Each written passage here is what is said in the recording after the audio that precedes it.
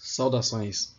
Esta é a aula da disciplina de Circuitos Elétricos 2, aula número 21F, como está escrito aqui. Nesta aula vamos aprender sobre outras propriedades dos gráficos de Bode, além de aprender sobre circuitos de desvio. Vamos lá ao assunto. Outras propriedades dos gráficos de Bode. O uso dos gráficos de Bode não está limitado a filtros, podendo ser aplicado em qualquer sistema no qual se deseja obter um gráfico com decibéis em função da frequência. Embora as sessões anteriores não tenham abordado todas as funções que se prestam à construção de assíntotas lineares idealizadas, as funções mais comuns foram analisadas. Agora, vamos examinar algumas situações específicas para as quais a adaptabilidade e a utilidade das curvas de Bode serão demonstradas na análise da resposta em frequência. Em todas as situações descritas nesta aula, havia apenas um fator no numerador e um fator no denominador.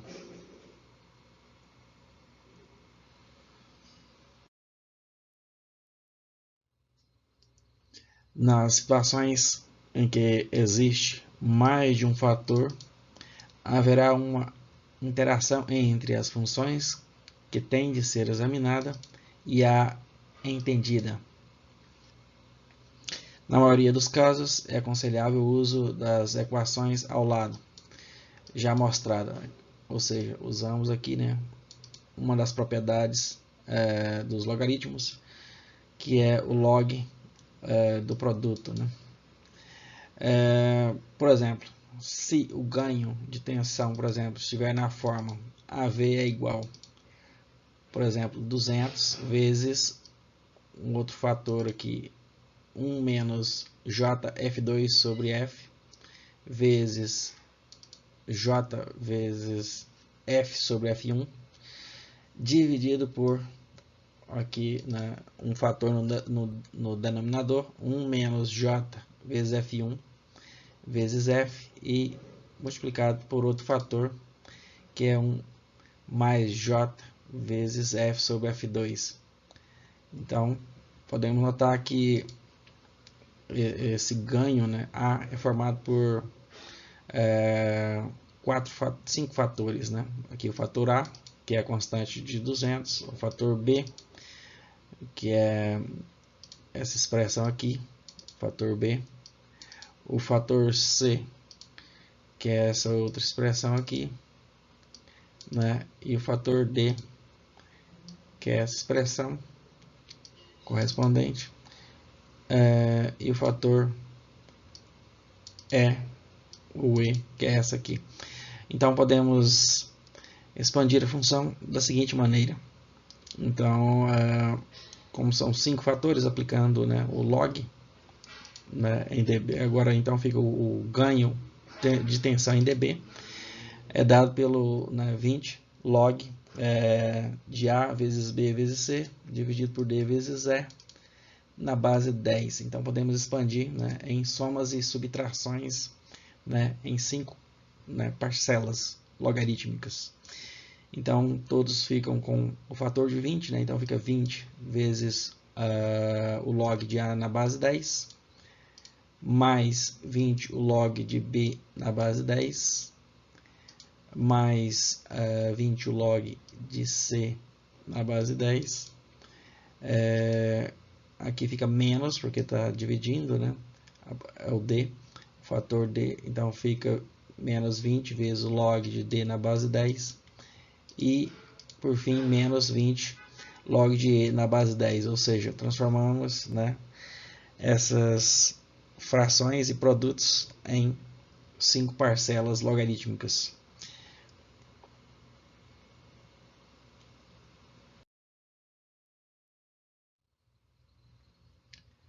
revelando que o ganho em decibéis é igual à soma algébrica das contribuições de todos os fatores da função original. A soma, né, aqui, né, de todos os fatores originais, são fatores aqui, são parcelas, né, logarítmicas.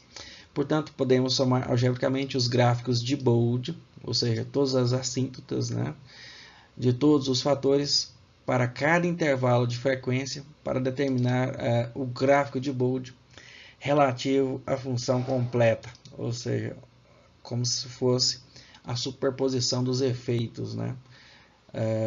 Que aprendemos, né, pelo princípio aí da superposição dos efeitos de circuitos lineares e grandezas lineares em um circuito elétrico, né?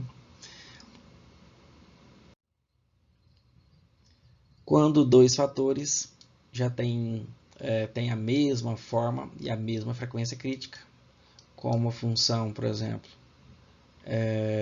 ganho da tensão 1 sobre 1 menos JF1 sobre F vezes 1 menos JF1 sobre F, ou seja, como se fosse ao quadrado, né? A função pode ser reescrita como, podemos, né, escrever como uma forma de potência, né, elevado ao quadrado. De modo que podemos calcular agora o módulo do número complexo, né? Calculando o módulo e o ângulo também. Então, calculando o módulo, podemos escrever o módulo interno, né, elevando ao quadrado, né, do número complexo. Então, a primeira parte, que é a parte real, né, a parte real aqui ao quadrado, 1 ao quadrado dá 1, e a parte complexa aqui ao quadrado, que é F1 sobre F ao quadrado. Tirando a raiz quadrada disso e elevando ao quadrado, né, claro que vai cortar, né, a raiz com o quadrado. Então, podemos colocar o log do inverso, né, e tirar o sinal aqui para fora da expressão do 20, né?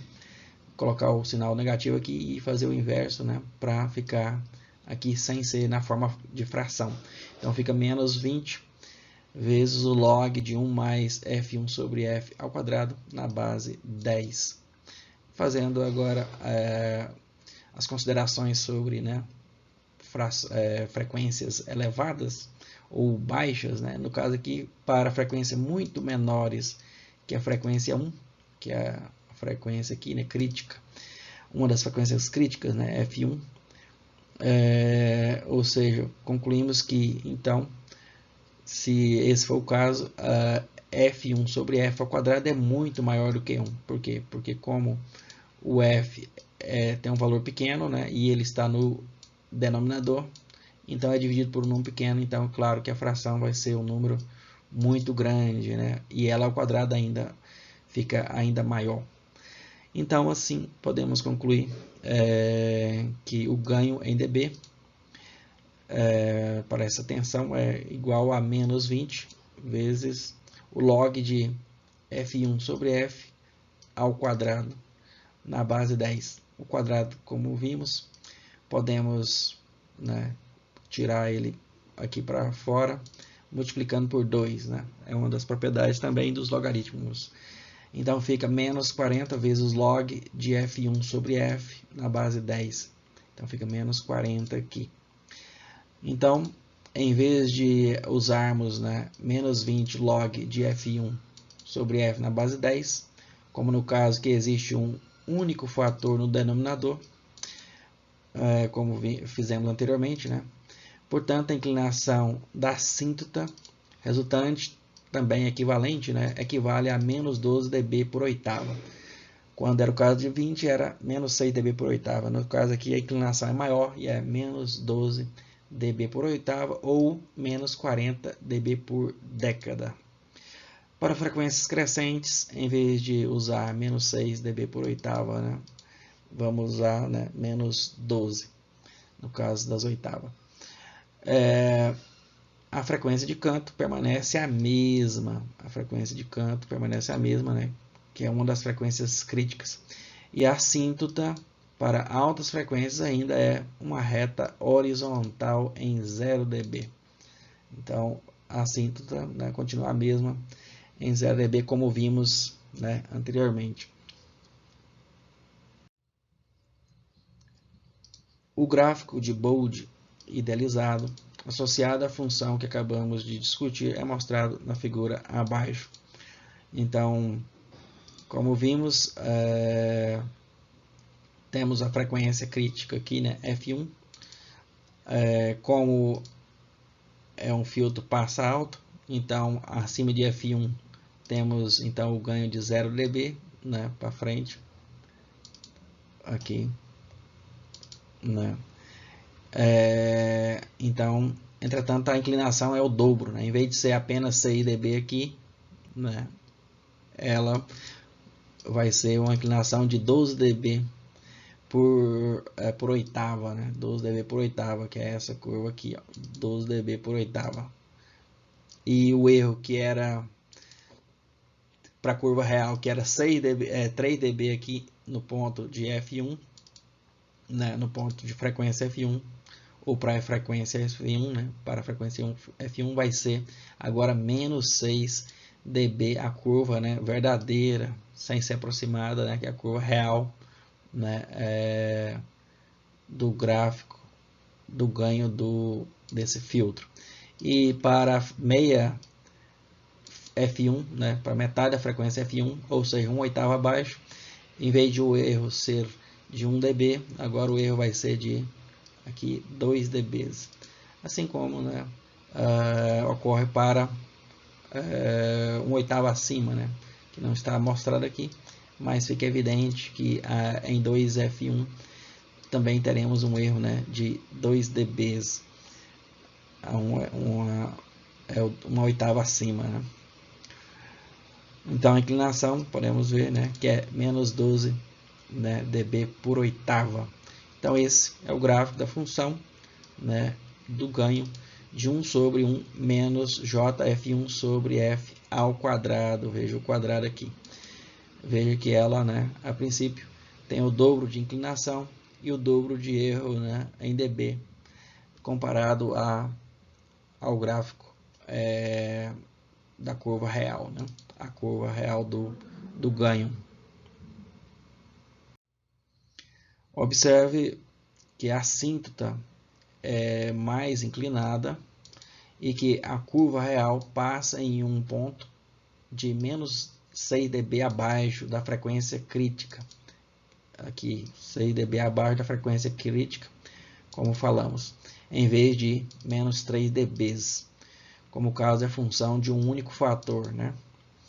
Então, essa é uma observação, estamos fazendo a observação, né? Simplesmente porque quanto mais for repetido isso, mais você vai aprender e não tem nenhum problema de repetir isso aí.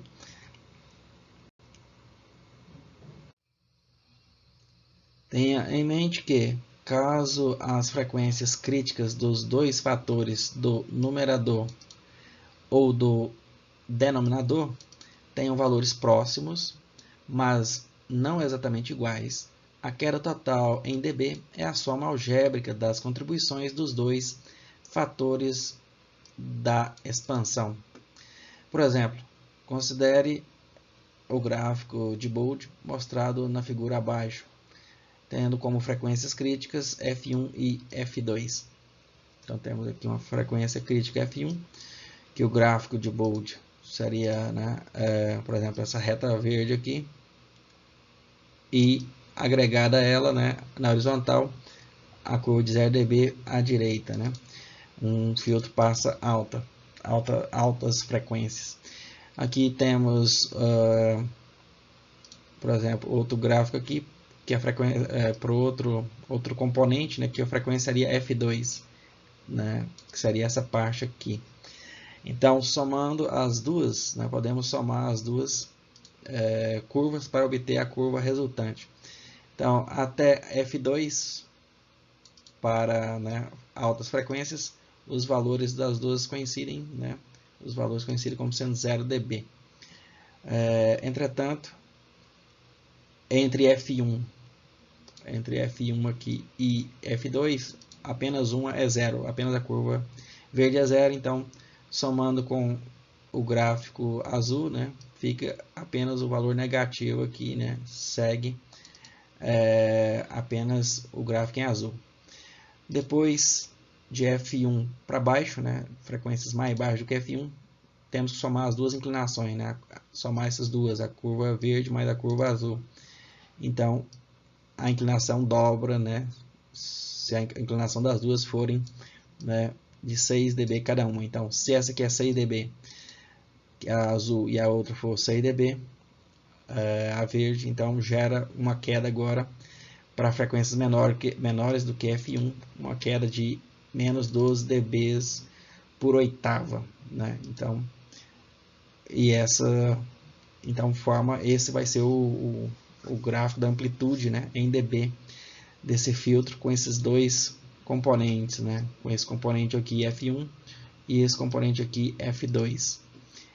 Então, e claro, aqui a frequência F1 é menor que F2. Então, notem, né, que o gráfico final fica dessa forma, né? Sendo que nessa parte aqui, como não tem influência ainda significativa do componente responsável por F1, né, da frequência de canto F1, então o erro aqui é apenas 3 dB, né, para a frequência crítica F2, e aqui também praticamente, né, 3 dB também para a frequência crítica, né, relacionada a F1, né, então não afeta muito. Então o erro não é tão grande nessas frequências.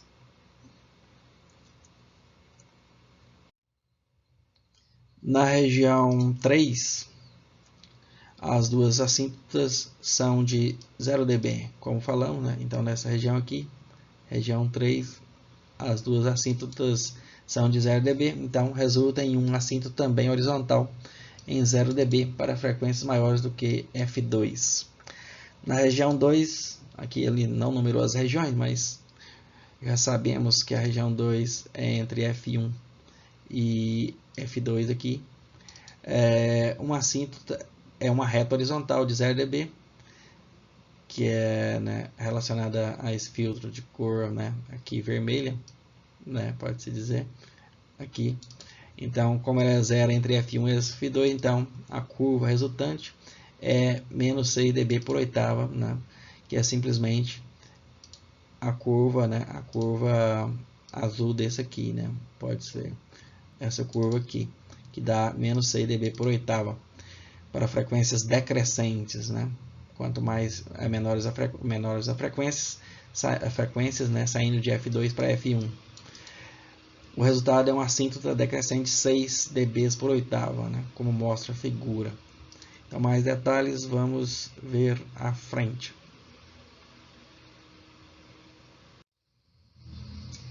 Em F1, aqui na frequência F1, temos duas assíntotas decrescentes, cada uma delas, né, com menos 6 dB, né, por oitava para frequências decrescentes. O resultado é uma assíntota decrescente de menos 12 dB por oitava. Então, para baixo aqui, temos o valor decrescente, né, dessa onda aqui, de menos 6 dB por oitava. E temos também essa aqui de 6 dB por oitava. Somando as duas, gera, né, a onda resultante aqui de menos 12 dB por oitava. Recapitulando, né? Quando a diferença entre F1 e F2 é pelo menos 2 oitavas, o efeito de uma das assíntotas sobre a resposta real nas proximidades da frequência crítica da outra pode ser ignorado. Então, quando a distância é pelo menos, né, 2 oitavas de diferença, então o efeito de uma sobre a outra é pequeno, né? Então, os erros aqui máximos ficam, né, a princípio iguais a 3 dB apenas nas frequências críticas, né? Porque já cessou praticamente o efeito, né, de uma frequência de canto sobre a outra, né? Agora, se for mais perto, claro que esse erro vai ser maior, né? Porque o efeito de uma frequência ainda não cessou, né? Até a outra frequência, né? De canto. Por isso que, nesse caso, né, para F1, menor do que 1/4 de F2, ou seja, 2/8 abaixo. Quando F2, F1 é menor, né, do que 1/4 de F2. Então, tem aqui, né, essa condição aqui, né, que pode ser verificada matematicamente, né, para ver o efeito de uma frequência de canto sobre a outra, né, frequência de canto. Aqui a mesma coisa, né? Com F1 é menor ou igual a 1/4 da frequência F2, ou seja, 2/8 abaixo.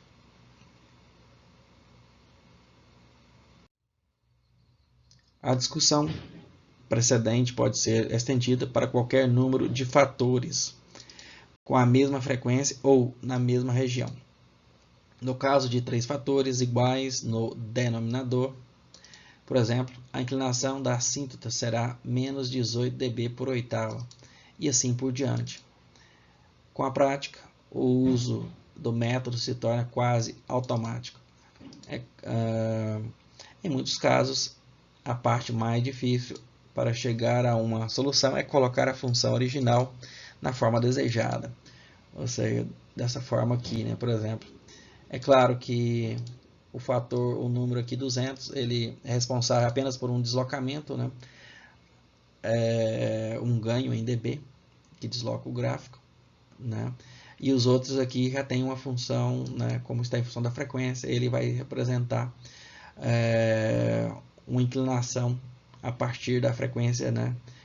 A frequência crítica, F2, por exemplo, dependendo se é um filtro passa baixo ou um filtro passa alta, ou um ganho, né, ou atenuação.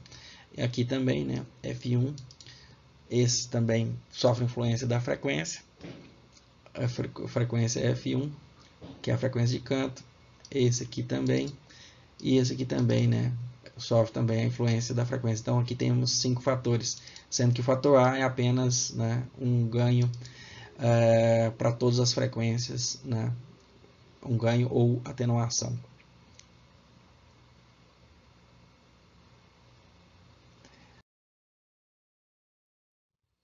Exemplo 12. Então vamos analisar esse exemplo, que trata de um amplificador transistorizado que tem um ganho representado pela seguinte expressão. Então o ganho aqui do transistor,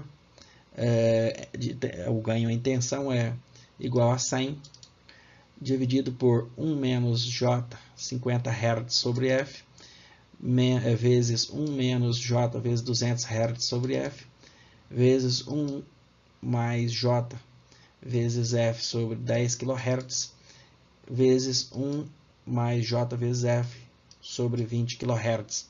Então, notamos que temos 5 elementos, né, que compõem um fator aqui de 100 em cima e 4 fatores no denominador que vão sofrer, né, influência da frequência e tem as suas respectivas frequências críticas, né, ou de contorno ou de canto. Então a letra A pergunta para que tracemos a curva de resposta normalizada AV', que é igual a AV, que é o ganho em tensão, dividido pelo AV máximo. E determine a largura de banda ou bandwidth do amplificador. B. Trace o gráfico da resposta de fase e determine a frequência na qual o ângulo de fase é aproximadamente 0 grau.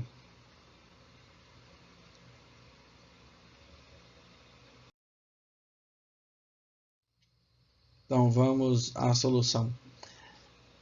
Então aqui repetimos a função de ganho de tensão. Então para a letra A pergunta foi: trace a curva de resposta normalizada. AV' é igual ao ganho de tensão sobre o ganho de tensão máxima. e determine a largura de banda BW do amplificador. Então, como sabemos, o ganho AV' é igual, né, a AV sobre AV máximo, que é o ganho de tensão máximo, que é igual a AV sobre 100. Então, o ganho máximo aqui, sabemos que vai ser igual a esse valor aqui, que é 100, o máximo possível. Então, podemos dividir por 100, né? E aí aqui vamos ter um fator 1 para obter o AV' ou A'V, né? Então fica o fator 1 aqui, porque estamos, né, já normalizando por 100. E embaixo apenas repetimos, né? Repetimos como estava escrito aqui, todos os fatores. Agora podemos observar que esse ganho pode ser escrito na forma de fração dessa forma, né? 1 sobre A vezes B vezes C vezes D, ou seja, 4 frações aqui, né? Com frequências críticas, 4 frequências críticas diferentes. Então podemos escrever como sendo um produto, né, aqui de 4 frações, né? 4 frações, 1 sobre A vezes 1 sobre B vezes 1 sobre C vezes 1 sobre D. Então, dessa forma, podemos aplicar a fórmula do logaritmo para calcular o ganho em dB, né? Do ganho de tensão AV' em dB. Então, fica menos 20 log de A na base 10, menos 20. Todos ficam negativos, porque todos são frações, né, de 1 sobre algum valor. Então, menos 20 log de B na base 10, menos 20 vezes log de C na base 10, vezes, menos 20 log de D na base 10. Então, confirmando claramente o fato de que o ganho total em decibéis é igual à soma algébrica das contribuições dos diferentes fatores da função original. Então, é a soma algébrica, né, em dBs, obviamente, de cada componente. Um exame mais detalhado da função original revela que os dois primeiros fatores do denominador são funções de filtro passa alta. Então, podemos já observar, né, comparando com as funções originais, primordiais, né, as mais básicas. Então, dois fatores são filtros passa alta frequências, enquanto os dois últimos são funções do tipo passa baixa. A função abaixo demonstra como a combinação dos dois tipos de funções define a largura de banda do amplificador. A função do filtro passa alta define uma frequência de corte baixa e a função do filtro passa baixa define uma frequência de corte alta.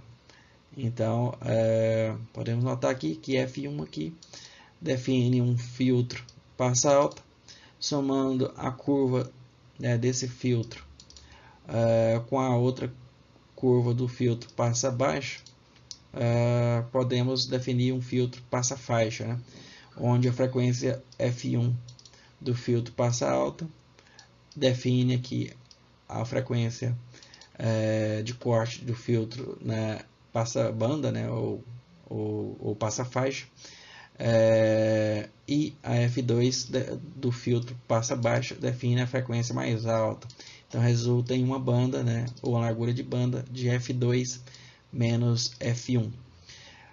Obtenção do ganho total em função da frequência, né, para esse exemplo 12.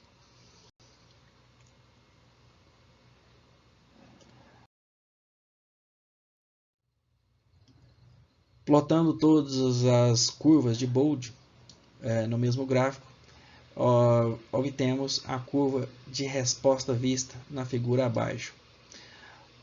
Observe que para as frequências menores do que 50 Hz, a assíntota resultante tem inclinação de menos 12 dB por oitava. Além disso, para as frequências críticas de 50 a 200 Hz, estão separados por 2 oitavas. Então a curva real está em 3 dB, né, menos 3 dB do gráfico de Bolt, né, em um erro apenas de 3 dB, né, para essas frequências, ou seja, estão razoavelmente distantes, né, as duas frequências de canto aí, né, de 50 e 200 Hz. Então podemos observar aqui então a junção de dois filtros passa-baixa, né? Então temos um filtro passa-alta, na verdade, né? Dois filtros passa-alta, que é esse aqui, que vem aqui até 50, que é a frequência de corte, e segue, né, na horizontal em 0 dB, né, até o infinito. Mas vou desenhar só até aqui no meio para não poluir muito o gráfico, né? E o outro filtro passa alta também é esse aqui, que vai até aqui os 200 Hz, que é uma das frequências críticas, né? E vem até, né, aqui. Pode ir até o infinito também, porque ele é um filtro passa altas, né? E atenua as frequências baixas. E o outro filtro, né, são 4 componentes. Temos os filtros passa baixa. Um dos filtros, por exemplo, é esse aqui, que tem a frequência de canto em 20 kHz e desce aqui. Então ele é um filtro passa baixa, né? Ele vai até o zero, claro, mas eu não vou desenhar para não extrapolar aqui a linha. E o outro filtro é o filtro que tem a frequência de canto de 10 kHz. Então ele vem desenhando ele aqui, né, até aqui no 10 kHz e desce. Então a curva resultante de Bold, né, ou as curvas assintóticas, são a soma em cada intervalo, né, dessas aproximações de Bold, né?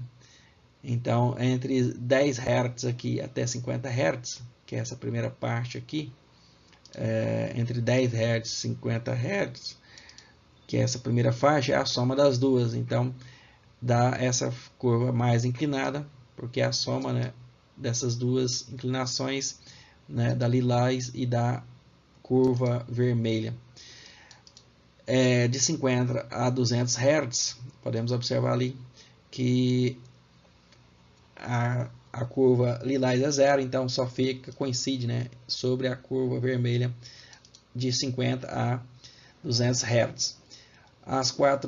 Os quatro ganhos são zero, desde 200 Hz até 10 kHz, então a curva aqui é apenas, né, a curva de 0 dB aqui, ou a reta de 0 dB, ou a assíntota de 0 dB, que está, né, quase do tamanho, ou é quase do tamanho da bandwidth do filtro passa-faixa, né, que é o PW. Agora, de 10 kHz até 20 kHz, fica apenas aqui a faixa assíntota de Bold preta aqui, que tem a frequência crítica de 10 kHz, e vai até 20 kHz. De 20 kHz para frente é a soma da curva verde com a curva preta. Dois números negativos, né?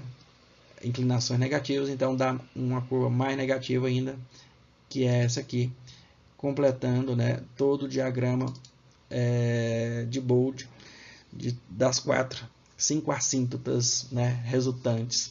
Então temos 5 assíntotas resultantes, né, que é essa, uma assíntota, duas assíntotas, 3 assíntotas aqui no meio, né? A quarta assíntota é esse pequeno trecho, e a quinta assíntota, que é esse último trecho aqui.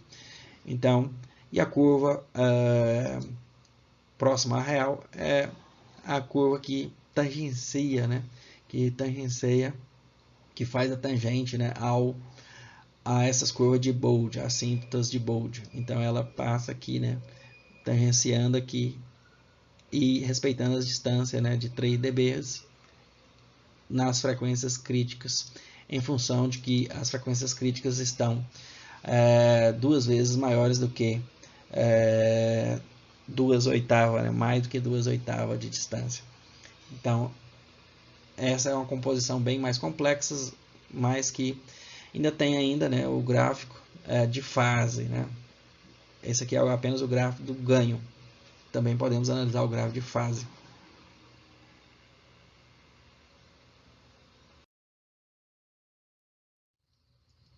Então aqui de forma mais ampliada, né?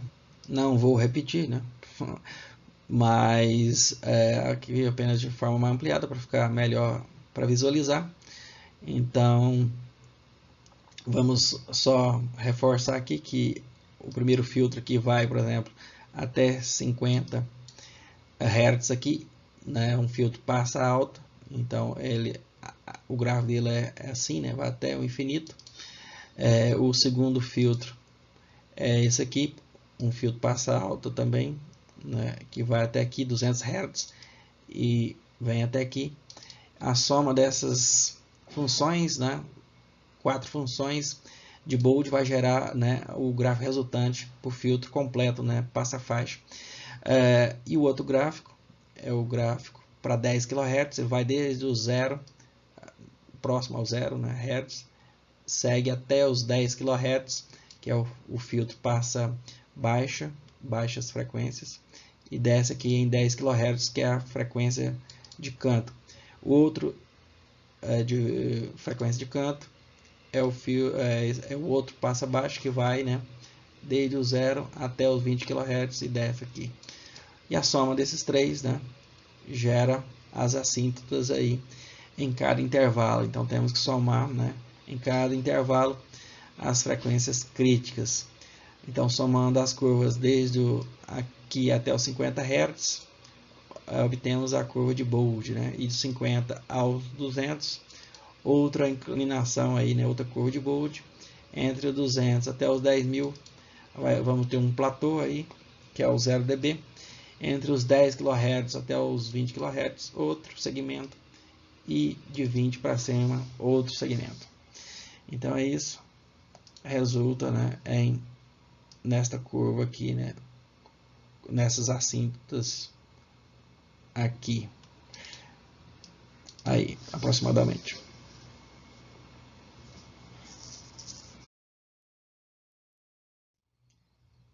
Então, fazendo análise, na região de alta frequência, as frequências de canto não estão separadas por 2/8. Houve aqui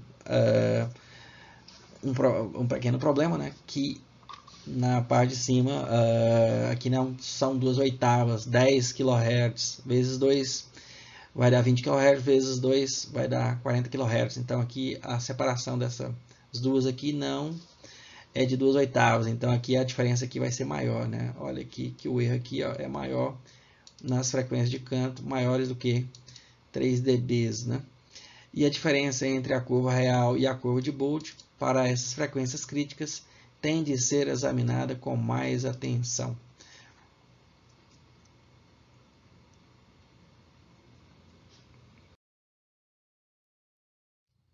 Então, fazendo o exame aqui, como 10 kHz está 1/8 abaixo de 20 kHz, podemos usar o fato de que a diferença entre a curva de Bold e a curva real para uma única frequência de canto é 1 dB.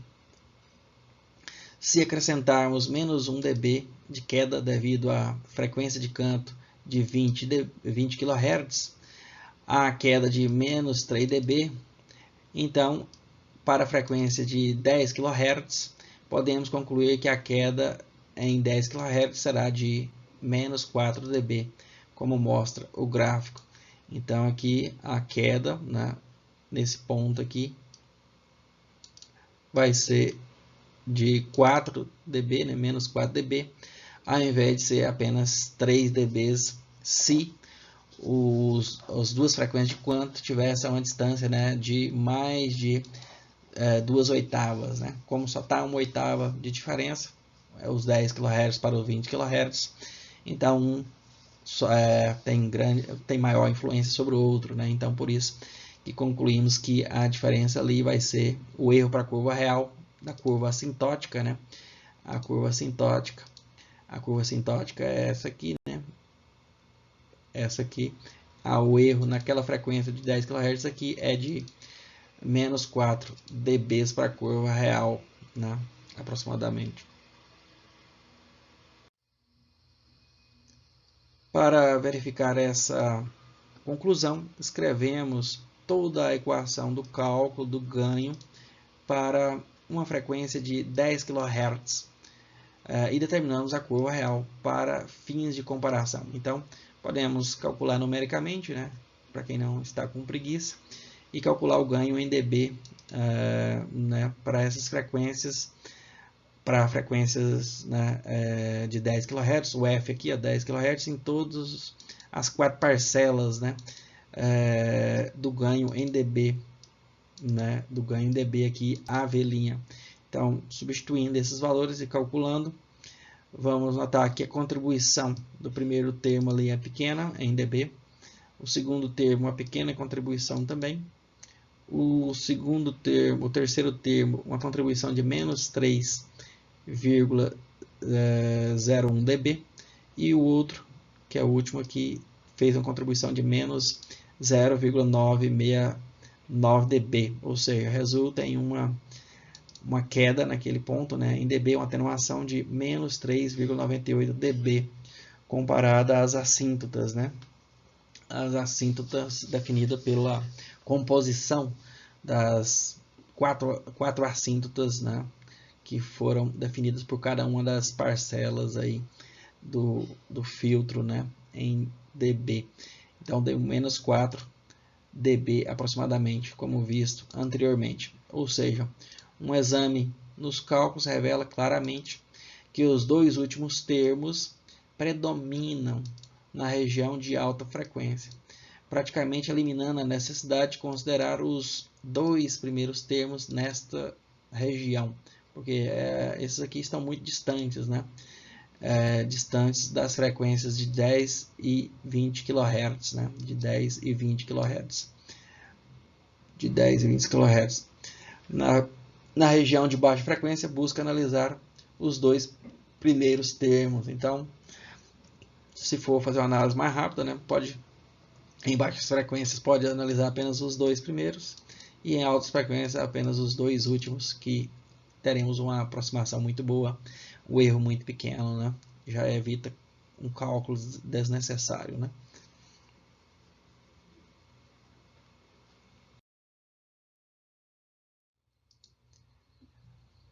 Procedendo da mesma maneira, encontramos uma diferença de menos 4 dB para a frequência de 20 kHz. Então, se o 20 kHz influencia, né, na região de 10 kHz, de forma que tenhamos uma diferença entre a curva real e a curva assintótica, né, de Bode aqui, de 4 dB nessa região, então é claro que a inversa também é verdadeira, né, que a frequência de canto de 10 kHz vai também, né, fazer uma influência aqui e causar um erro na curva de aqui na frequência de canto de 20 kHz, causando aqui um erro também, né, um erro na frequência de canto aqui de 20 kHz, um erro com relação à curva real, que é esse ponto aqui. Então, podemos analisar como a largura de banda é definida pelos pontos de menos 3 dB. Temos de determinar o ponto na região de alta frequência, onde a curva real tem uma resposta de menos 3 dB abaixo da resposta máxima. O gráfico sugere que este ponto corresponde a uma frequência de aproximadamente 8,5 kHz. Então, o ponto aqui, aproximadamente esse ponto aqui, né, que está a seta aqui verde, é o ponto de 8,5 kHz. Então, esse aí é o ponto que realmente há uma queda de 3 dB. E esse ponto é que está definindo a largura de banda real, né, tanto nesse ponto aqui, quanto o ponto aqui, né, aqui de 200 Hz. Então aqui é a largura, né, real da da banda aí, né, bandwidth do filtro. E não exatamente nos 10 kHz ali, é um pouquinho abaixo, né? Porque os 20 kHz força, né, uma atenuação maior aqui na região de 10 kHz, quase um dB abaixo. Usando esses valores nos termos de alta frequência, obtemos. Então, usando esses valores apenas nos termos de alta frequência, usando apenas o 8,5 kHz aqui e aqui nos dois termos, porque eles estão longe dos termos de baixa frequência.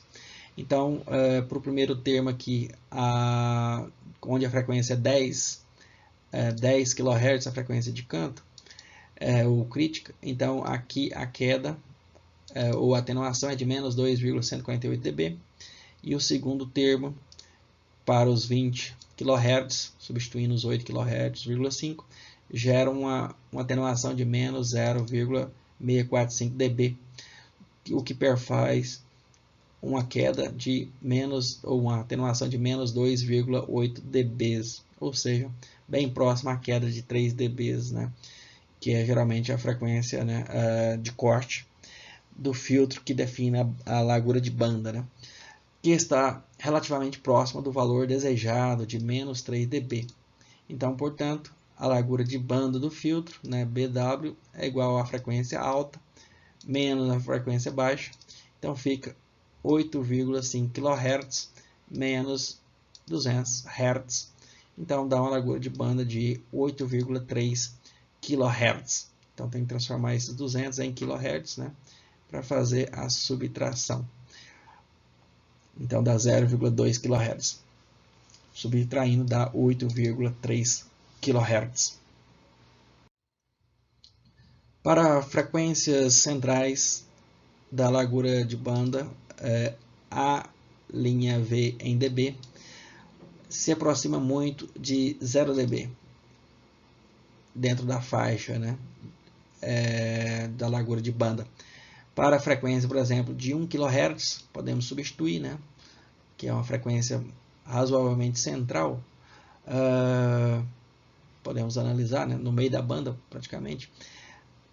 Podemos analisar, pelo menos na escala de frequência. Então, podemos analisar aqui que AV linha em dB, ou seja, o ganho em dB linha é igual, aqui repetimos todas as 4 parcelas, e escrevemos o valor da frequência F, 1 kHz em todas elas, porque é dividido por F aqui, e aqui F, aqui F.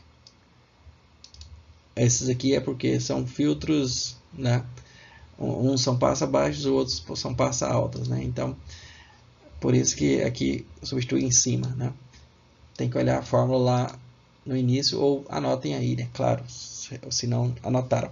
Então, o primeiro termo aqui gera uma pequena influência, quase 0 dB de atenuação, esse aqui também quase 0 dB de atenuação, esse também e esse também. Então, todos aqui geram uma atenuação muito pequena de apenas, o acúmulo dela de menos 1/5 de dB, que está certamente próximo de 0 dB, como mostra no gráfico aqui ao lado. Então, aqui para 1 kHz, a curva baixa real aqui é próximo de 0 dB. Está em menos 1/5 de dB. Por isso que aproximamos para uma reta de Bode, ou uma assíntota de Bode de 0 dB, como desenhamos no gráfico aproximado, como se fosse assim uma reta, aqui na região de 1 kHz. Letra B. A letra B pede para traçar um gráfico na resposta de fase e determine a frequência na qual o ângulo de fase é aproximadamente 0 grau. A curva de fase pode ser determinada substituindo a frequência por valores particulares da frequência na seguinte equação, obtida diretamente da função original do ganho de tensão. Então, como vimos, o número, o ganho de tensão, tinha o seu módulo, que foi usado anteriormente ali para calcular o ganho, e tinha a fase. A fase também é composta por por 4 fatores, né? Então temos aqui o primeiro fator relacionado à frequência de 50 Hz e usamos o arco curva tangente a 50 sobre f. Aqui o segundo fator 200 sobre f e o terceiro fator f sobre 10 kHz e aqui f sobre 20 kHz. Então cada um aqui representa, né, um ângulo diferente que no final vai fazer o resultado final.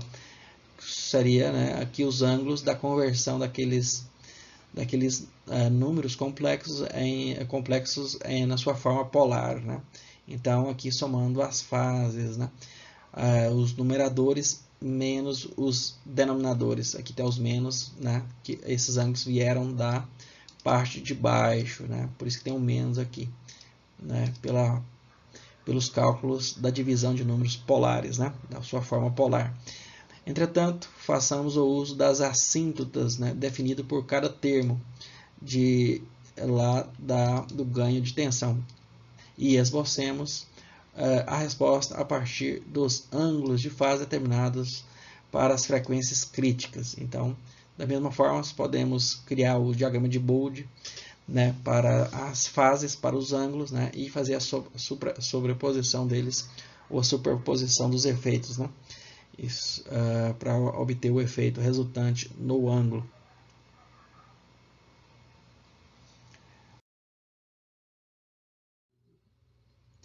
Então aqui temos a expressão do ângulo, que é formado pela soma de 4 parcelas que estão relacionadas à função inversa da tangente. Então, para a primeira parcela aqui, vamos analisar essa parcela. Notem que podemos fazer um gráfico para cada uma dessas parcelas e depois fazer, né, a soma de todas as parcelas para obter o ângulo resultante. Então, para esse primeiro aqui, temos que analisar geralmente 3 frequências principais, né, para definir como criar as assíntotas, né, as 3 assíntotas para cada um desses ângulos.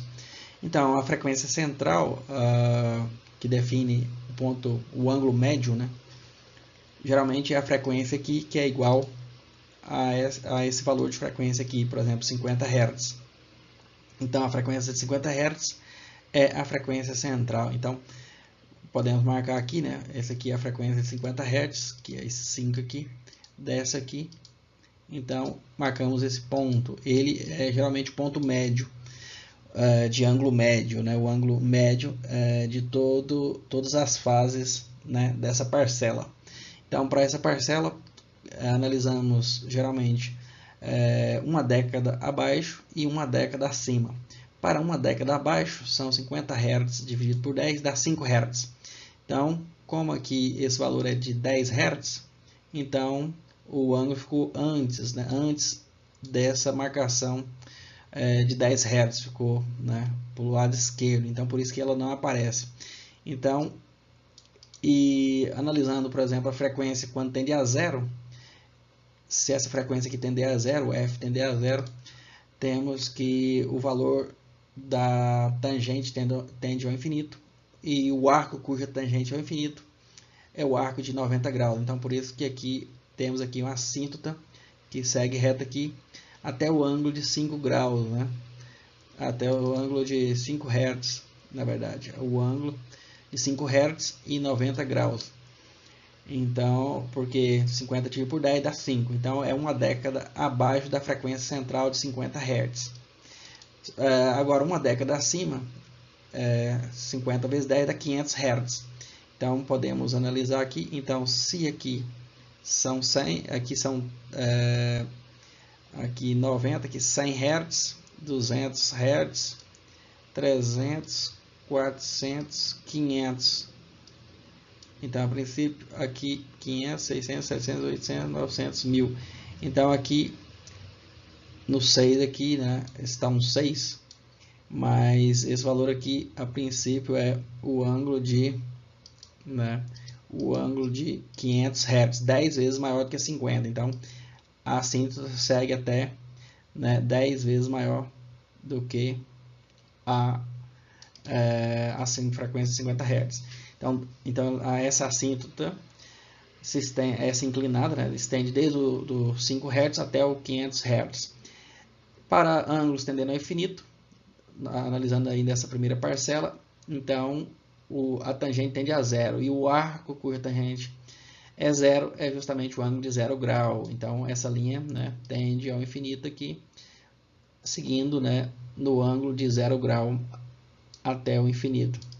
Então essa é a primeira composição, formada por 3 segmentos. Entretanto, só 2 aqui são visíveis, né, porque o outro segmento seria para frequências menores, que é 5 Hz, e que estaria aqui, né, no lado, né, de fora do gráfico aqui, né, nessa parte aqui. Então essas são 3 assíntotas referente a esse ângulo, né, dessa primeira parcela. A segunda parcela é essa aqui. Então a frequência referente ao ângulo do centro é justamente a frequência de 200 Hz. Então, olhando aqui, a frequência de 200 Hz segue aqui, né, provavelmente aqui, que corresponde a metade do intervalo, que é o 90 graus, e até o 0 graus. Então aqui é o ângulo 45 graus, é a metade, né? Assim como aqui, esse ponto aqui é o ângulo 45 graus, né, para a primeira parcela. Então aqui é o ângulo central né, referente aos 200 Hz, F1 valendo 200 Hz. Quando F1 vale 10 vezes menos, ou seja, uma década a menos, vale 20 Hz, que é esse 2 aqui. Esse aqui é 10, né, aqui é 20. Então essa assíntota aqui inclinada, ela vai até, né, ao ângulo de 20 graus. Para frequências menores que 20 graus, ela segue, né, na horizontal para a esquerda, né, ou seja, o ângulo de 90 graus. Por quê? Porque é o ângulo cuja tangente tende ao infinito, né, que é o ângulo de 90 graus. Para a direita, então, segue uma década acima do ângulo central, né? Então 200 vezes 2 dá até o ângulo de 2000 Hz. Então a linha segue aqui até a frequência de 2000 Hz aqui, e o ângulo correspondente de 0 grau. Por quê? Porque 2000 dividido por 200 dividido por 2000 está tendendo o ângulo zero. Então essa também vai seguir na horizontal com ângulo zero, né, a partir do 2 kHz. Agora o outro ângulo aqui corresponde à parcela do denominador, né? E essa parcela do denominador, ela é um ângulo negativo, né? Então quando a frequência é de 10 kHz, é o ângulo central. Então descemos aqui no 10 kHz, aqui nesse rumo, 10 kHz. Então esse é o ângulo central, né, que é o ângulo, a frequência para o ângulo de centro, e ele vai de 0 grau até o menos 90 graus. Uma década abaixo é a frequência de 1 kHz. Então 10.000 dividido por 10, 1 kHz. Então esse ângulo aqui segue, né, a assíntota até aqui. Entretanto, quando a frequência tende a zero, o ângulo tende a zero também. Então ela segue 0 até aqui as frequências, né, até o 10 Hz. E segue a assíntota, né, inclinada ainda, uma década acima. 10 vezes 10 kHz vezes 10 dá 100 kHz. Então essa assíntota inclinada segue aqui, descendo até os 100 kHz, que é justamente o que está escrito aqui. E segue depois disso, né, mas o gráfico aqui não está mostrando, segue, né, como a assíntota horizontal para o ângulo de menos 90 graus, né, para cá. O outro ângulo, a outra parcela referente aqui à frequência de 20 kHz, vai ser a frequência média. Então a frequência média vai ser essa aqui, descendo no 20 kHz aqui, e é esse ponto justamente aqui. Então uma década abaixo segue até 2 kHz. Então segue até 2 kHz aqui, nesse ponto. Depois segue o ângulo de 0 grau para frequências menores do que 2 kHz. Então segue a frequência, a amplitude aqui, o ângulo de 0 graus até a frequência de 10 Hz ou menos, né? E a assíntota inclinada ainda segue, né, por mais uma década acima, que seguiria até os 200 kHz, né? Entretanto, aqui o gráfico não mostra, por isso que aqui parou aqui o segmento até aqui. Agora, o ângulo resultante, né, o valor final, é a soma dessas 4 curvas, né? A curva vermelha, a lilás, a verde e a azul claro. Então, somando essas curvas, notamos aqui duas são 0 e uma é 90 graus praticamente, e a outra, né, no 10 Hz aqui, e a outra é um pouco menos de 90, então dá quase 180 graus aqui, né, o valor do ângulo inicial, e somamos isso até o primeiro, né, praticamente até o primeiro número 2, né? Entretanto, já tem uma decaindo, que é essa verde, né? Então, decai aqui. Depois temos duas decaindo com a mesma, quase com a mesma, né, taxa de decaimento, praticamente, né? Que é essa verde e essa azul. Então, estão parecidos. Por isso que a frequência resultante segue aqui essa linha azul. Aqui, mais ou menos aqui, a primeira, né, chegando a 200 Hz, a primeira, né, a 500 Hz, a primeira se torna zero, né, a verde se torna zero, porque é os 50 vezes 10 que dá 500 Hz. E depois, alguns já tendem a zero aqui também, mas o azul ainda permanece, né, a frequência azul, que vai até 2 kHz, até aqui. Por isso que ela se mantém quase como uma linha reta aqui, né, nesses segmentos. E podemos fazer a mesma análise aqui para o lado direito e vai seguindo aqui, né, somando agora as linhas vermelhas e mais a lilás, né? Então essa linha preta é a frequência resultante da soma das 4 contribuições, né, de fase desse filtro. Então essa é a análise básica, né, que podemos fazer para obter a composição, né, o gráfico de fase básico desse filtro.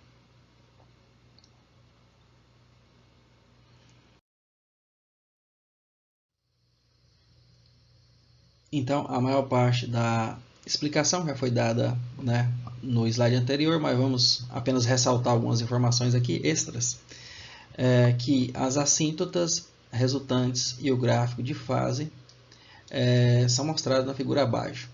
Observe que para a frequência de 50 Hz, que é essa aqui, 50 Hz, 10, 20, 30, 40, 50, a soma dos ângulos determinados pelas assíntotas é 45 graus mais 75 graus.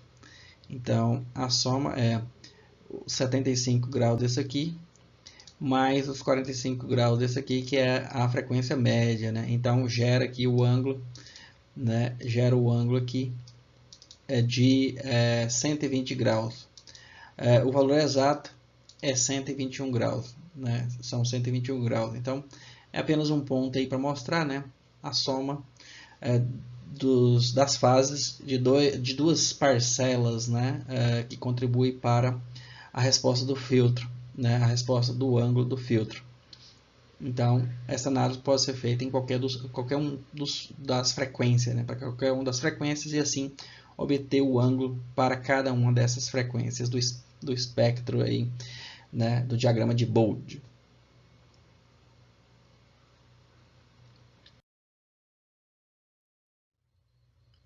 Para a frequência de 1 kHz, se subtrairmos 5,7 graus aqui para 1 kHz, se subtrairmos 5,7 graus para uma frequência de canto, obteremos um ângulo de 14 menos 5,7 graus, ou seja, aproximadamente 8,3 graus. o valor exato é 5,6 graus. Então aqui podemos, né, para a frequência de 1 kHz, fazer uma análise também, né, dessa aproximação do ângulo, né, do ângulo a partir, né, dessas frequências aqui de canto, né, essas frequências, né, críticas. Então é um valor aproximado. Em 10 kHz as assíntotas nos dão aqui nos 10 kHz. Aqui podemos observar, temos as duas, né, as outras são zero. Uma vale menos 45 graus, que é justamente a frequência de canto de um filtro, e a outra menos 32 graus. Então dá o valor de menos 77 graus. E o valor real é de menos 71,56 graus, ou seja, está um pouco, o valor real um pouco acima, né?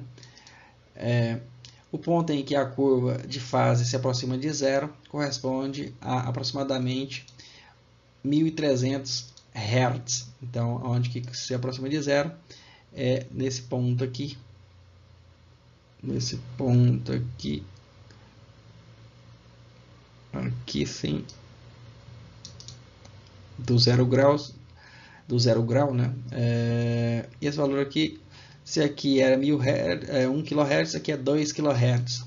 E o valor de 1,3 graus está mais ou menos aqui, né? É o que ele indica, em 1300 Hz. Dá para resolver a equação, né, e descobrir, né, provavelmente o valor exato. Para verificar se a curva traçada com auxílio das assíntotas é uma boa aproximação da curva real. Então podemos substituir, por exemplo, a frequência de 1300 Hz na equação abaixo. Então, substituindo os 1300 Hz na equação abaixo, vamos obter aqui, né, as 4 parcelas da substituição. A primeira parcela contribui com um ângulo de 2,2 graus, calculando a tangente inversa. A segunda parcela, 8,75 graus. A terceira parcela, menos 7,41 graus. E a quarta parcela, menos 3,72 graus. Então, nos dá um valor de menos 0,18 graus, que é aproximadamente o resultado de 0 grau, né, de defasagem angular para essa frequência de 1300 Hz. Em resumo, a curva de fase passa de um ângulo positivo de 180 graus, ou seja, a saída adiantada em relação à entrada, para um ângulo negativo de 180 graus à medida que a frequência varia desde as frequências baixas até as frequências altas. Na região central da curva de fase, o ângulo permanece próximo a 0 grau, ou seja, a saída está em fase com a entrada, muito parecido com a resposta de um amplificador transistorizado na configuração de base comum.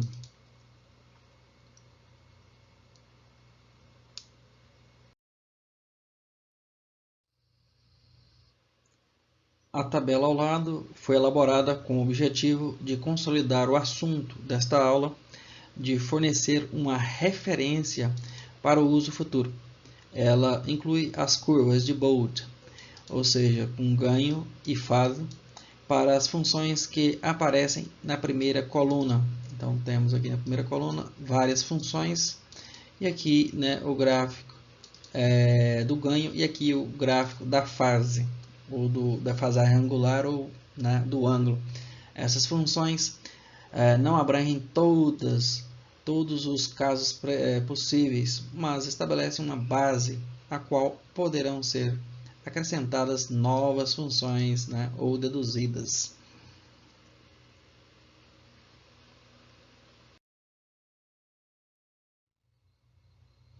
Então, aqui para a primeira função, temos aqui AV, que é o ganho de tensão, é igual a 1 menos J vezes F1 sobre F.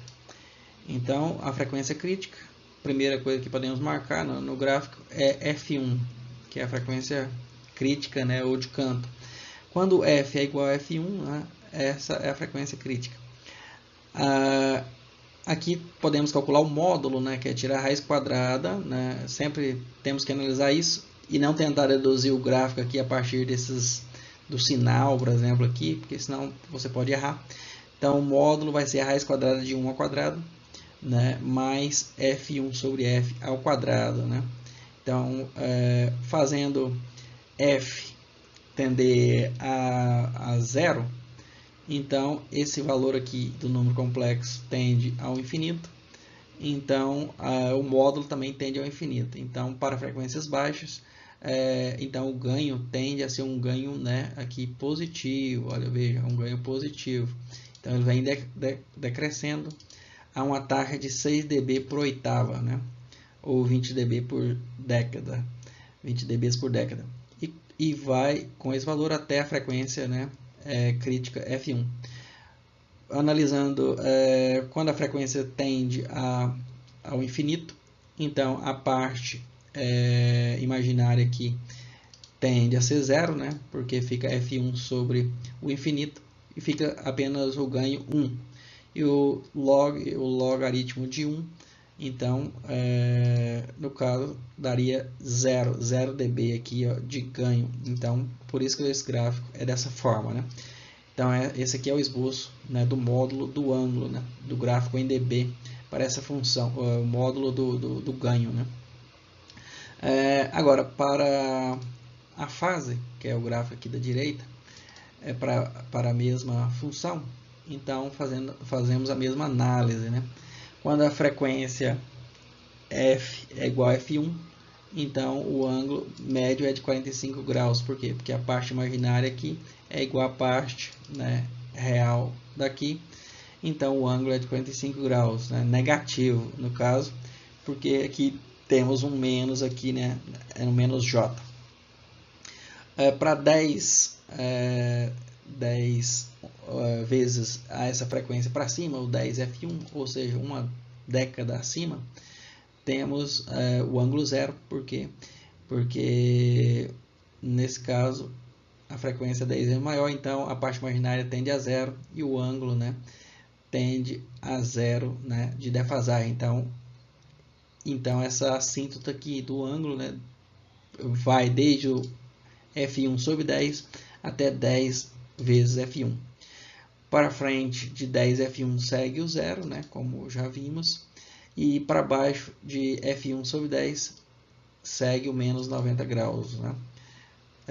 Quando a frequência tende a zero, né, a parte imaginária tende, né, ao infinito. Então o arco cuja tangente é menos infinito é o arco de menos 90 graus. Agora vamos analisar essa função aqui de baixo, que é o ganho da tensão 1 mais JF sobre F1. Então, para a frequência igual a F1, então aqui temos o ponto crítico, né, onde ocorre aqui a frequência de canto.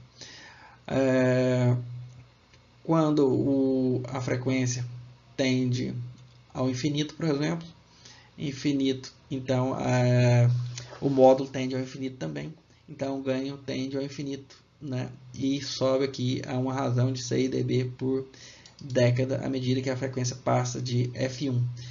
Para frequências tendendo a zero, então a parte imaginária tende a zero, o ganho tende a 1, né? Tende a 1, e o ganho tendendo a 1, o log de 1 é zero. Então aqui, por isso que vai de 0 até F1 com esse formato, né, com uma assíntota horizontal de 0 dB. Para a fase a mesma coisa, né? Analisamos agora como aqui os ângulos, o J é positivo, então o ângulo para a frequência crítica aqui, né, de ângulo médio vai ser 45 graus positivos. 10 vezes a essa frequência chega ao ângulo de 90 graus, porque a parte imaginária, né, tende a sobrepor a parte real. Então o ângulo tende, né, do número imaginário tende a 90 graus aí para uma frequência 10 vezes menor, então o ângulo tende, né, a parte imaginária tende a zero, e a frequência de F1 sobre 10, né, tende a zero. O ângulo tende a zero, então segue a assíntota, né, até as frequências mais baixas ainda, com ângulo de 0 grau, e segue acima de 10 F1, ângulo de 90 graus.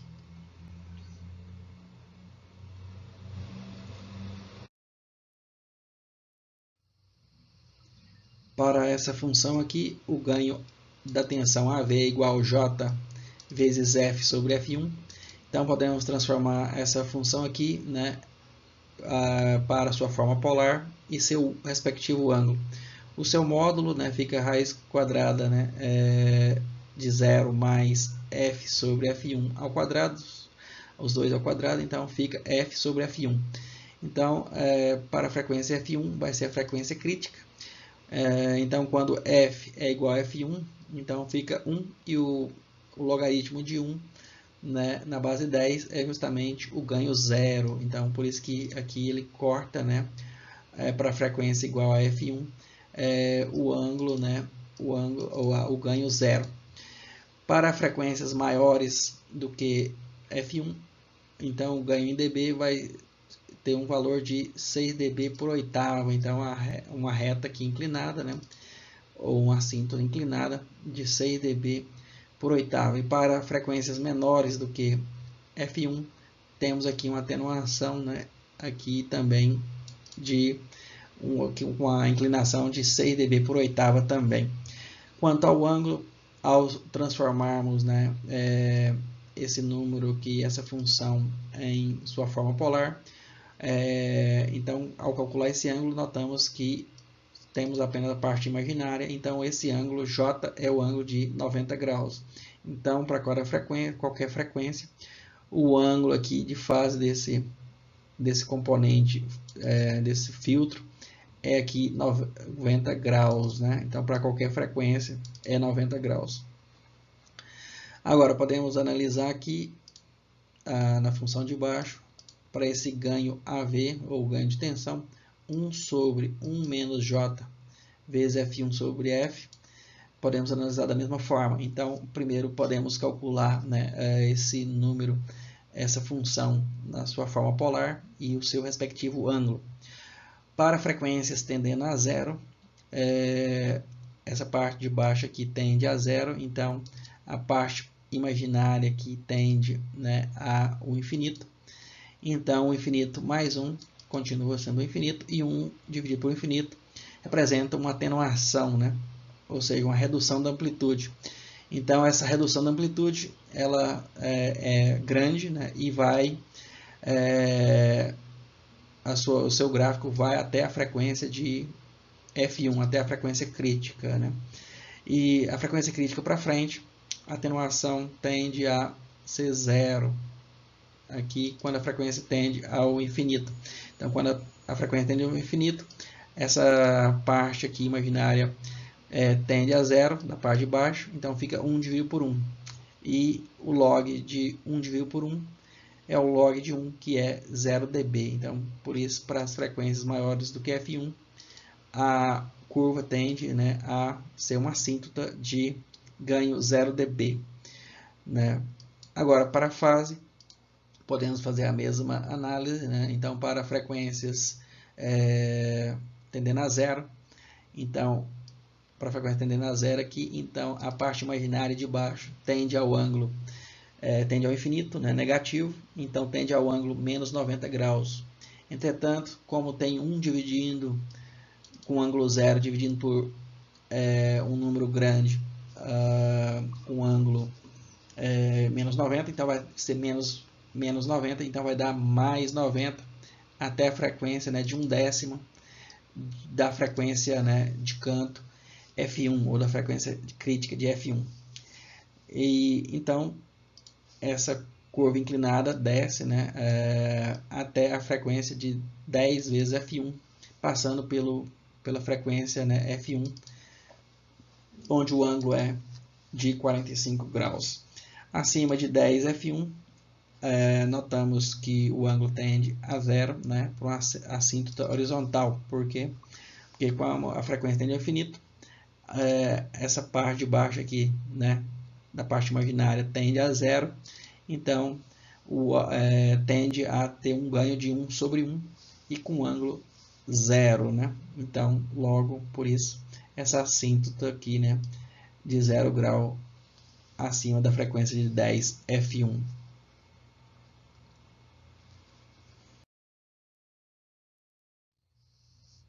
Por fim, aqui outra função interessante, né? Essa função aqui que tem esse valor 1 sobre 1 mais j vezes f sobre f1. Então, a mesma forma, da mesma forma. Então, quando a frequência aqui agora, f é a variável aqui de cima, quando a frequência tende a zero, então essa parte de baixo aqui da direita, né, tende a ser zero, então fica 1 sobre 1, que tem, né, o ganho 1 em logaritmo. Quando aplica o logaritmo, o log de 1 tende a ter um ganho zero, então até a frequência crítica de F1.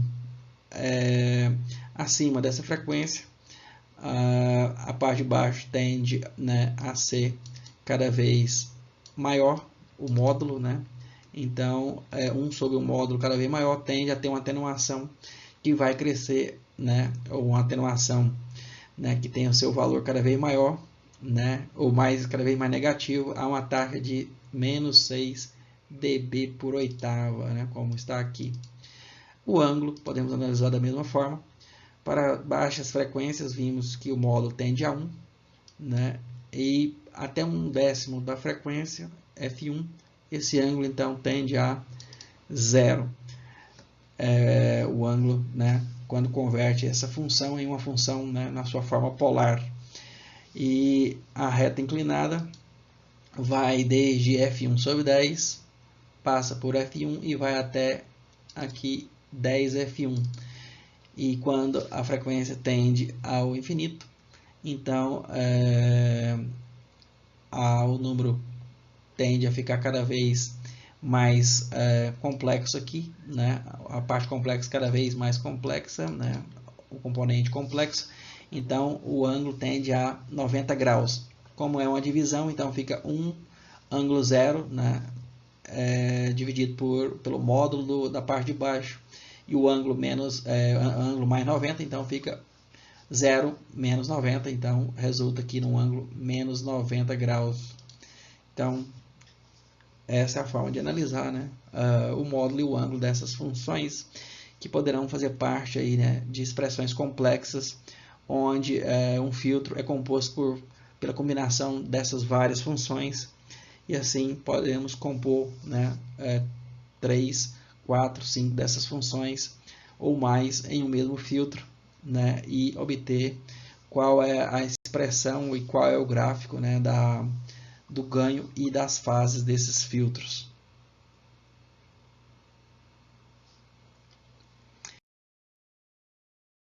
Então vamos falar agora sobre circuitos de desvio.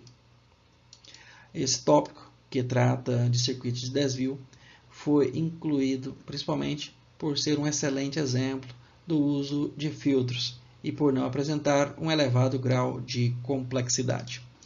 Os circuitos de desvio ou crossover são empregados em sistemas de áudio para assegurar que as frequências apropriadas sejam encaminhadas aos respectivos alto-falantes.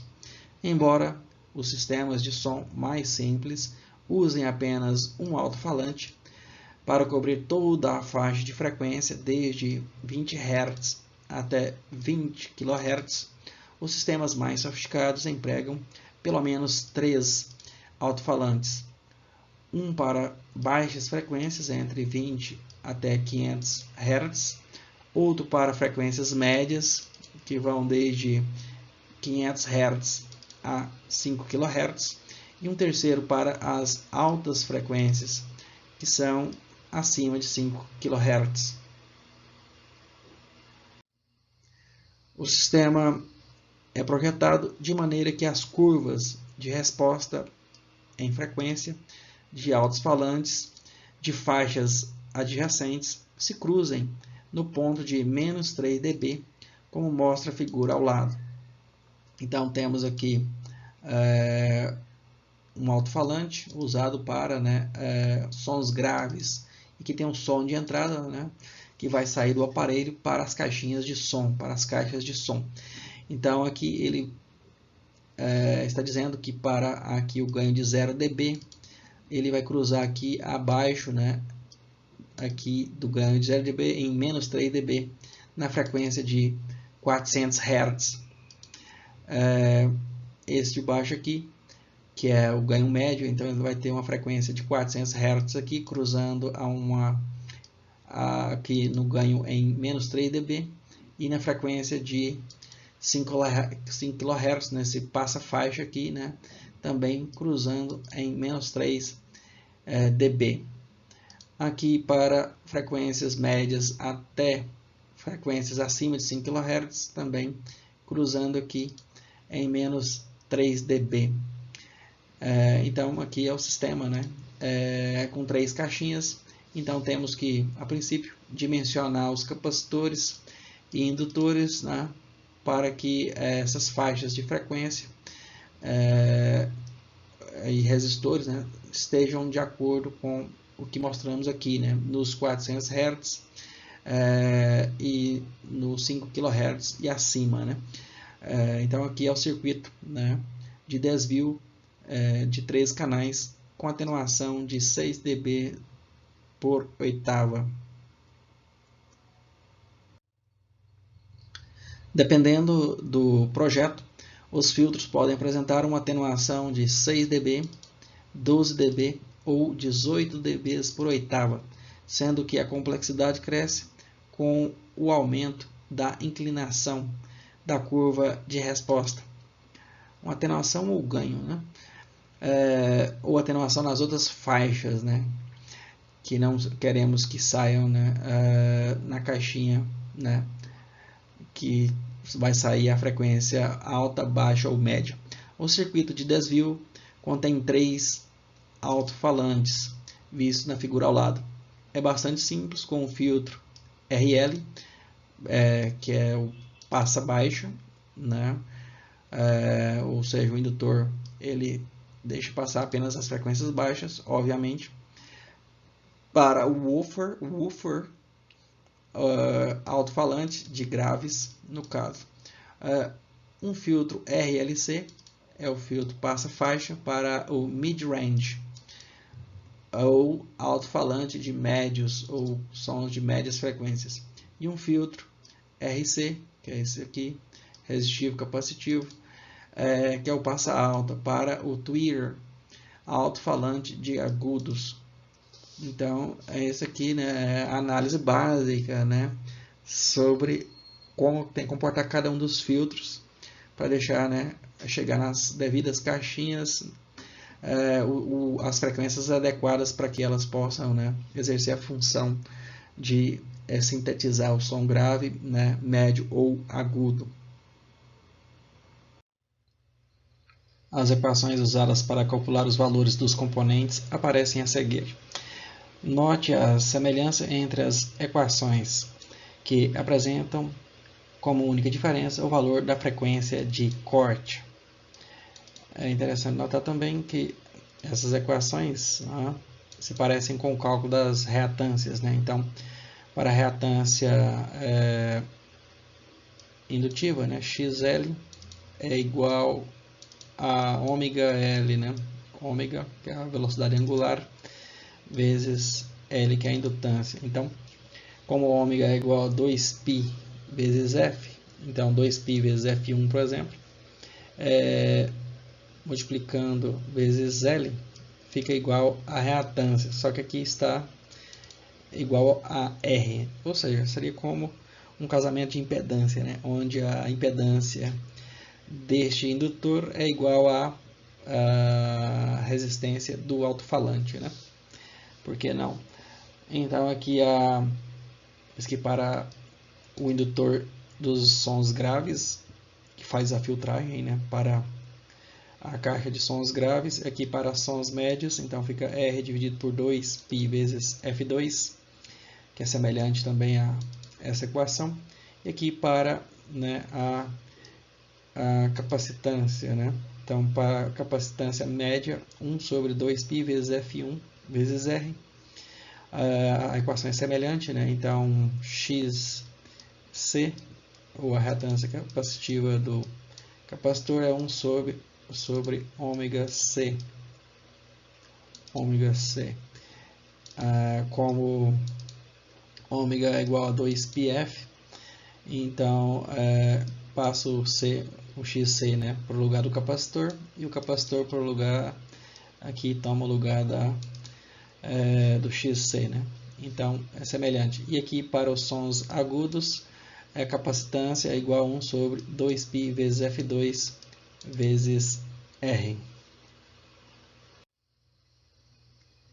Para o circuito de desvio, visto na figura ao lado, com 3 alto-falantes de 8 ohms, os valores calculados são, então fazendo o cálculo, sabendo das resistências, né, ou impedâncias aqui dos alto-falantes, considerando como resistências, né, ideais aqui de 8 ohms, então temos o valor de indutância de 3,183 mH. O valor comercial encontrado para esses indutores é de 3,3 mH, que é o valor comercial. Para o L médio, indutância do indutor aqui médio, esse aqui é para o grave, né? E aqui para o médio, substituindo os valores, a F2, frequência 2, que vale 5 kHz, o primeiro aqui foi 400 Hz, né?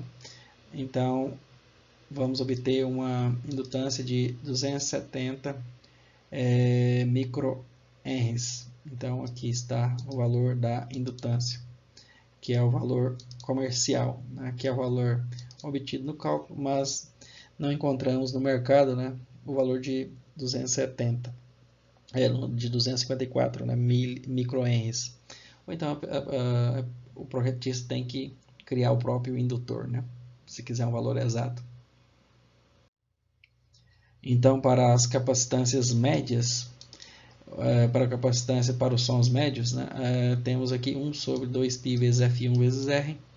Então, o valor é de 400 Hz, gera um valor de 49,736 microfarad, que dá 47 microfarad,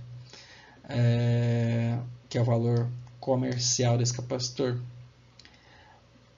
Para os sons agudos, para altas frequências, então a frequência aqui é de 5 kHz, que é a frequência ali de corte, substituindo os valores dá 3,979 microfarad, ou 3,9 microfarad, que é o valor comercial. A figura ao lado inclui também um esboço da resposta em frequência de cada filtro, mostrando, né, o cruzamento nas frequências de interesse. Então, como vimos, né, aqui é o esboço, né, mostrando as faixas de frequência, né, de interesse. Como os 3 alto-falantes estão conectados em paralelo, a tensão da fonte e a impedância são iguais para os 3 circuitos. A tensão, né, aplicada aos 3 simultaneamente. A carga total vista pela fonte é, obviamente, uma função da frequência aplicada, porém, a potência total fornecida é determinada somente pelos alto-falantes, já que eles são essencialmente resistivos. Aqui, pelo menos nesse modelo, né, são essencialmente resistivos. Para testar o sistema, apliquemos um sinal de 4 volts com uma frequência de 1 kHz, uma frequência intermediária na curva de sensibilidade do ouvido humano, e verifiquemos qual dos 3 alto-falantes dissipa uma potência maior nessa frequência. Então, calculando as potências, então para 1 kHz, Calculamos primeiro a reatância do indutor para sons graves. Então vamos obter 2π vezes F vezes L graves, multiplicando aqui os valores calculados, dá uma impedância de 20,74 ohms. Calculando a tensão de saída, pelo divisor de tensão aqui, Z do resistor de saída vezes a tensão de entrada, com ângulo zero dividido por Z total. Então fica 8 ângulo zero vezes 4 volts dividido por 8 mais 20,J20,74. Então dá uma tensão de 1,44 volts com ângulo de defasagem menos 68,9 graus. Para os sons médios, aqui fazendo a mesma conta, podemos obter a reatância, né, para o indutor de sons médios, e vamos obter aqui para a frequência de 1 kHz uma impedância de 1,696 ohm. E a reatância capacitiva para sons médios, vamos obter aqui um valor de 3,386 ohms. Calculando a tensão na saída, V de output, é a impedância do resistor com ângulo zero vezes a tensão de entrada dividido pelo Z total. Fazendo a conta, são 3 elementos, né, para os sons médios, então temos 8 ângulo zero vezes 4 volts, dividido por 8 ohms vezes J 1,696, que é esse, referente ao indutor, menos J 3,386 ohms, que é referente ao capacitor. E vamos obter a tensão na saída de 3,94 volt, ângulo 11,93 graus. Então, a reatância capacitiva dos sons agudos, substituindo para o capacitor de agudo, e a respectiva frequência de 1 kHz e a sua respectiva capacitância, vamos obter aqui 40,81 ohms. Então, podemos calcular a tensão de saída, né, desses elementos em série. Então, o Z do resistor de saída, da caixa de som de saída, vezes a tensão de entrada, que são 4 volts, e pelo Z total, né, desse ramo. Então, podemos obter aqui o valor de 0,77 volt, ângulo 79,91. Então, usando a equação básica de potência, calculando a potência ativa como V ao quadrado sobre R, encontramos a potência dissipada pelo subwoofer. Então, o woofer vai dar 1,44 ao quadrado dividido por 8, dá uma potência em sons graves de 0,259 watt. Para o alto-falante de médios, com a tensão que calculamos de 3,94 volts ao quadrado dividido por 8, resulta numa potência dissipada de 1,94 watts. Né? E pelo tweeter, a potência do som de agudo, 0,77 ao quadrado sobre 8, que é a tensão ao quadrado sobre a resistência, dá 0,074 watt. O que resulta em uma relação de 7,5 vezes para 1 entre as potências dissipadas no alto-falante de médios e woofer, e uma relação de 26 para 1 entre as potências dissipadas no alto-falante de médio comparado, né, ao tweeter. Ou seja, a frequência média realmente está sendo, né, dissipada de forma significativa na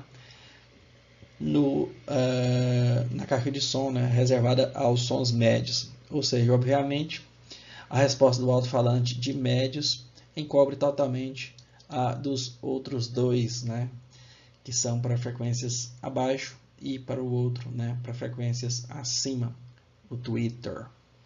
Então é isso aí. Obrigado. Este é o fim da aula 21F.